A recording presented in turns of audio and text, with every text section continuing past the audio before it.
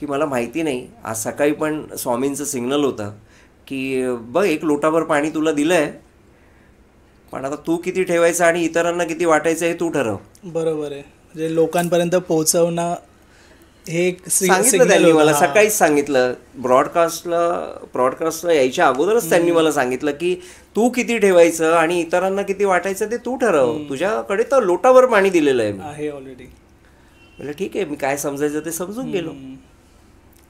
आणि त्या गोष्टीनंतर अशा गोष्टी अशा विलक्षण वेगवेगळ्या पद्धतीने अचानक एक दिवशी त्याचे कोण नातेवाईक आले, नातेवाईक घरात आले, मी घरी बसलेलो, त्याच्या नातेवाईक घरात आले आणि ते त्याच्याशी चर्चा करत होते की असं असं आहे, पोटाचं ऑपरेशन आहे, हेम ते.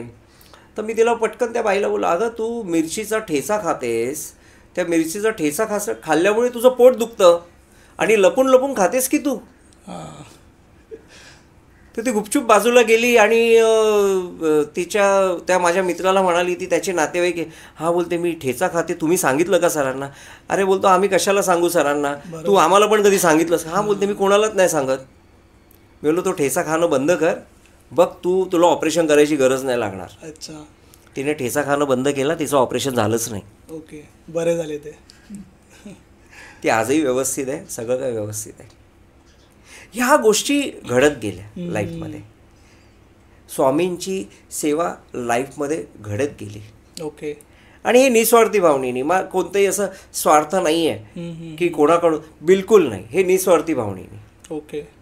जेव्हा आपण निस्वार्थी भावनेनी त्यांना एक छोटीशी सेवा सांगितलेली की नामस्मरण करा तुम्ही, सकाळी 10 मिनटं करा, सकाळी 15 मिनटं करा, पण नामस्मरणामध्ये एवढी मोठी प्रचंड मोठी ताकद आहे की आपण स्वामींच्या चरणाजवळ जाऊन बसतो, डायरेक्ट चरणाजवळ. बरोबर. एवढी प्रचंड, फक्त ते नामस्मरण कोणत्या स्वार्थापोटी नसावं. बरोबर. आपण नेहमी मंदिरात जातो, स्वामींच्या मठात जातो, आपण ना नेहमी काहीतरी मागतो. माझं असं म्हणणं आहे की आपण का मागावं?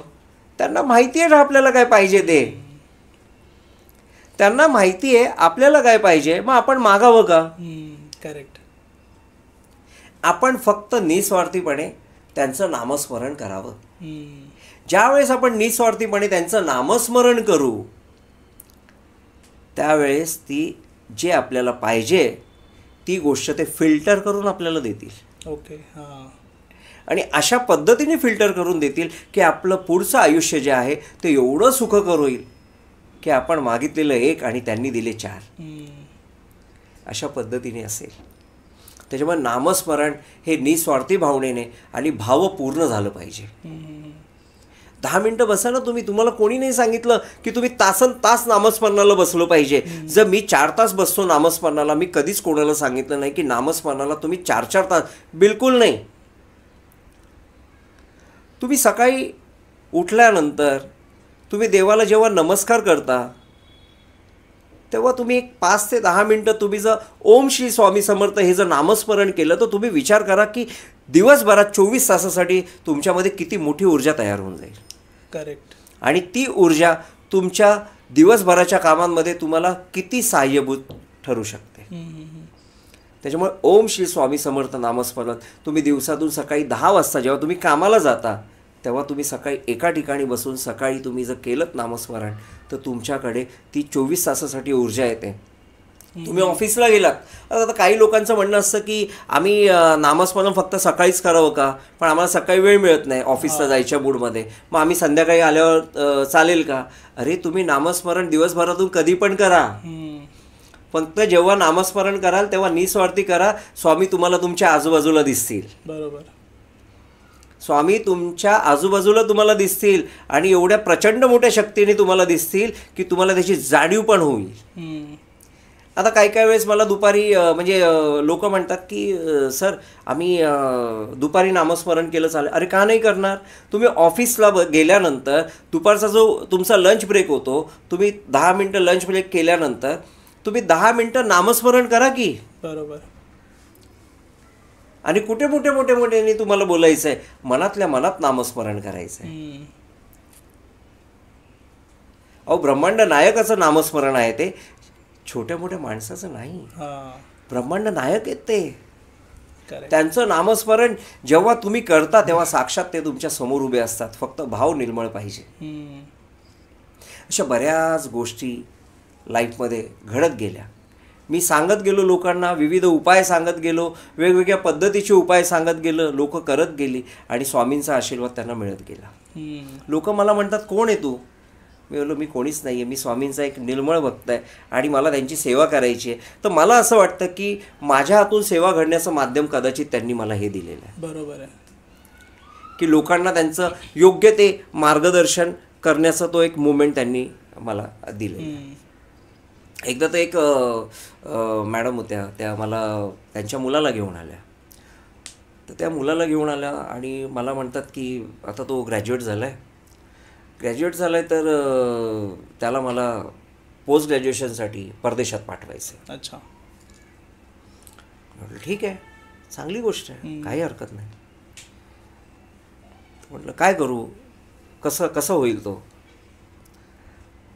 मी म्हटलं हा एक उत्तम आर्टिस्ट होऊ शकतो, त्याच्यामध्ये कोणती तरी एक चांगली कला आहे, पण हा एक उत्तम आर्टिस्ट होऊ शकतो, उत्तम आर्टिस्ट होईल.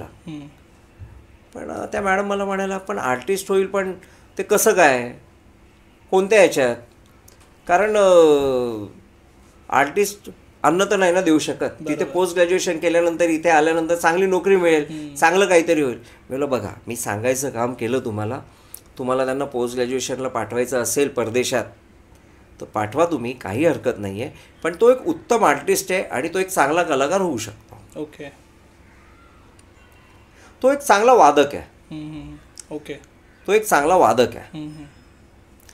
त्याच्या पॅरेंट्सने त्यांना परदेशात पाठवलं, सगळं काही केलं आणि मग 6 महिन्यांनी 8 महिन्यांनी असं कळलं परदेशातून, त्यांनीच मला व्हिडिओ पाठवले की तिथे एक कॉम्पिटिशन झाली वादकाची, त्याच्यात तो पहिला आला. अच्छा. त्याच्यात तो पहिला आला. त्या पॅरेंट्सने मला सांगितलं की अरे बघ सर, बघा तो असं तो पहिला आला आहे. मी बोललो हो, मी तुम्हाला म्हटलेलं तो एक उत्तम आर्टिस्ट आहे म्हणून. करेक्ट. आणि तो चांगली आर्ट आहे त्याच्याकडे आणि ही परमेश्वराने दिलेली त्याला देणगी आहे. म्हटलं वादक इथे झाला काय तिथे झाला काय, पण तो वादक उत्तम आहे. करेक्ट. तेव्हा त्यांना कळलं की नाही, सर बरोबर बोललेले म्हणून. शेवटी तेच झालं. कसं आहे माहिती आहे, परमेश्वराने प्रत्येकाचं आयुष्य लिहिलेलं आहे, किती काय, आणि प्रत्येकाने त्याच्या आयुष्यात काय करायचं आहे हे पण लिहिलेलं आहे.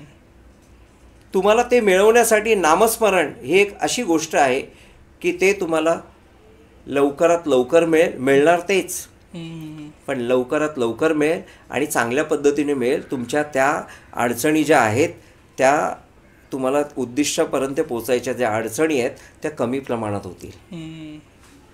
त्याचं प्रमाण वाढणार नाही, त्या कमी प्रमाणात होतील आणि त्या अडचणींना पासआउट करून तुम्ही तुमचं उद्दिष्ट गाठू शकाल. त्याला एकमेव साधन म्हणजे नामस्मरण. कलियुगामध्ये परमेश्वराजवळ जर पोचायचं असेल तर एकमेव साधन म्हणजे नामस्मरण. ओम श्री स्वामी समर्थ हे जेव्हा आपण नामस्मरण जेव्हा जपायला सुरुवात करतो तर जप नाही, एक मोठा तप होऊन जातो. आणि एक मोठा तप झाल्यानंतर रामायण आणि महाभारत पण घडलेलं आहे. आणि ते नामस्मरण कोणाचं आहे तर ते ब्रह्मांड नायकाचं नामस्मरण आहे. आणि अशा बऱ्याच गोष्टी माझ्या लाईफमध्ये घडत गेल्या. मी बऱ्याच लोकांना आत्तापर्यंत मी जवळजवळ 150 ते 200 लोकांना चांगल्या पद्धतीने गायडन्स केलेलं आहे. आणि एवढ्या चांगल्या पद्धतीने गायडन्स केलेलं आहे की त्यांच्या आयुष्यात तेच घडलेलं आहे. आता एक छोटीशी घटना सांगतो.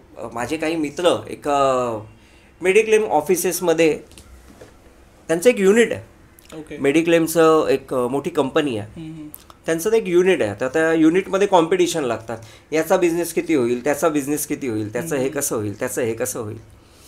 तर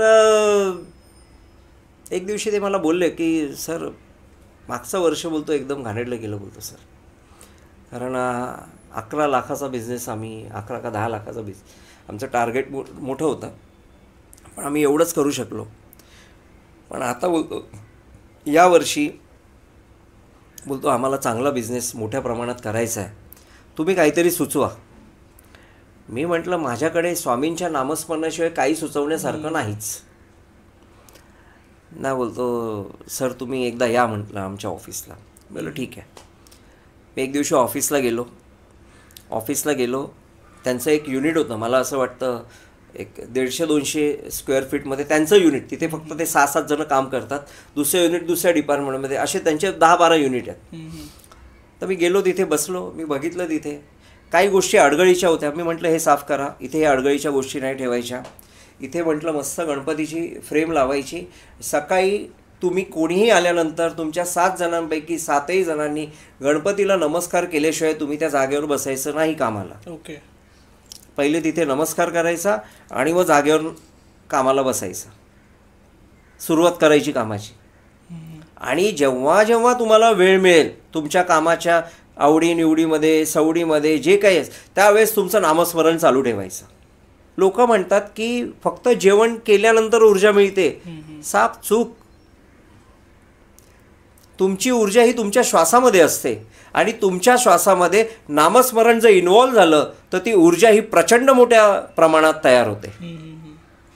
जेव्हा त्यांना गायडन्स केला अर्धा-पाऊण तास सगळ्या लोकांना, आज जवळजवळ मला असं वाटतं त्यांना गायडन्स करून त्यांना सगळं हे करून 3-3.5 महिने झाले. मागच्या मार्च एंडिंगला त्यांचा बिझनेस 42 लाख रुपये झाला. 10-11 लाखावरनं 11 लाखावरून त्यांचं युनिट तिथे 1 नंबरला आलं. ओके. त्यांनी सगळ्यांनी मला 2-3 जण जे आहेत त्यांचे सर आमचा बिझनेस चांगल्या पद्धतीने होतो आहे आणि बोलतो हे सगळं फक्त तुमच्यामुळे होतं. मी त्यांना स्पष्ट म्हणालो की हे माझ्यामुळे नाही, हे फक्त श्री स्वामी समर्थ.